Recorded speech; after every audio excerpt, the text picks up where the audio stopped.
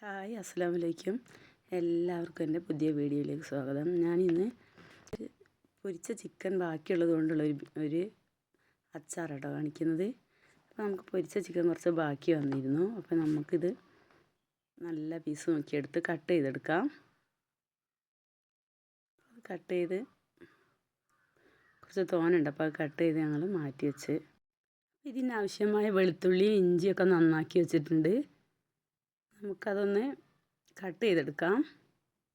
പിന്നെ നമ്മൾ ചിക്കൻ പൊരിച്ചതായതുകൊണ്ട് അത് കട്ട് ചെയ്യുമ്പോൾ ഒരു വെള്ള കളറുണ്ട്, അതൊന്നും മാറാൻ വേണ്ടി ഒന്നുകൂടെ കുറച്ച് മുളകൊക്കെ പനിക്കിയിട്ട് ഒന്നും കൂടെ പൊരിച്ചെടുക്കുന്നുണ്ട്. ചെറുതായിട്ടൊന്ന് പൊരിച്ചെടുക്കും. അപ്പം നമ്മൾ എല്ലാ ചിക്കനും പൊരിച്ച് കോരി വെച്ചിട്ടുണ്ട്.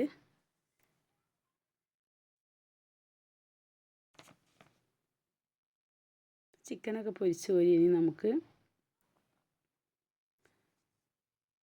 ചട്ടിയിൽ കുറച്ച് എണ്ണ ഒഴിച്ച് ചൂടാകാൻ വെച്ചിട്ടുണ്ട്. അപ്പോൾ അതിലേക്ക് നമുക്ക് പച്ചമുളക് ഇട്ട് കൊടുത്ത് വഴറ്റിയെടുക്കാം.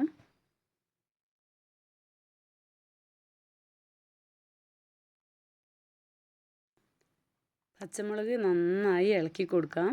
എന്നിട്ട് അത് വഴന്ന് വരുമ്പോൾ നമുക്കതിലേക്ക് വെളുത്തുള്ളി ഇഞ്ചി കറിവേപ്പില എല്ലാം ഇട്ട് കൊടുക്കാം.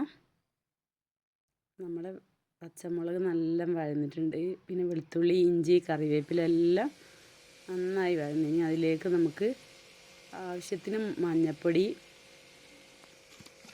കുറച്ച് കാശ്മീരി ചില്ലി പൗഡർ ഇട്ട് കൊടുത്ത് കുറച്ച് അച്ചാർ പൊടി ഇട്ട് കൊടുത്തിട്ടുണ്ട്. പിന്നെ നമുക്ക് കായപ്പൊടിയൊക്കെ വേണമെങ്കിൽ ആവശ്യത്തിന് എല്ലാവർക്കും ഇട്ട് കൊടുക്കാം കേട്ടോ. അപ്പോൾ ഇത്രയും ഞാൻ ഇട്ട് കൊടുത്ത് നന്നായി ഇളക്കി മിക്സ് ചെയ്തിട്ട് നമുക്കിതിലേക്ക് ചിക്കൻ പൊരിച്ച് വെച്ച ചിക്കനും ഇട്ട് കൊടുത്ത് മിക്സാക്കാം. അപ്പോൾ ആരും ഇതുപോലെ ചിക്കനൊന്നും പൊരിച്ചത് ബാക്കി വന്നാൽ കളയരുത് കേട്ടോ. ഇതിൻ്റെ നല്ല പീസ് നോക്കി എടുത്തിട്ട് ഇതുപോലെ കട്ട് ചെയ്ത് അച്ചാറാക്കി മാറ്റി വെച്ചാൽ മതി. അപ്പോൾ നമുക്കിതിലേക്ക് സുർക്ക ഒഴിച്ചു കൊടുത്തിട്ട് നന്നായി മിക്സ് ചെയ്തിട്ടുണ്ട്. അപ്പം നമ്മൾ ചിക്കൻ പൊരിച്ചത് ബാക്കി വന്നിട്ടുള്ള ചിക്കൻ അച്ചാർ റെഡി ആയിട്ടുണ്ട്. അപ്പോൾ ഇതെല്ലാവരും ട്രൈ ചെയ്യണേ.